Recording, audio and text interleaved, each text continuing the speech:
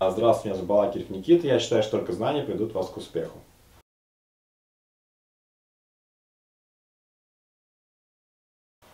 Каково соотношение между потенциалами в точках А и Б?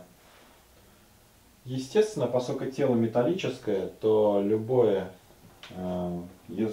любом случае, если между какими-то точками будет разность потенциалов, между этими точками сразу возникает электрический ток, и в результате все потенциалы в этих точках будут выравниваться. Поэтому φA будет равняться φB. Даже если на самом начале где-нибудь будет избыток положительного заряда и будет потенциал немножко по-другому.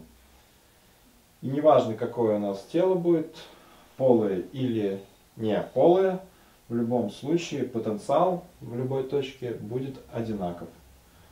Вследствие того, что при разности потенциалов будет возникать движение зарядов. И они будут выравниваться. Подписывайтесь на новые видео, ставьте лайк и вступайте в группу ВКонтакте.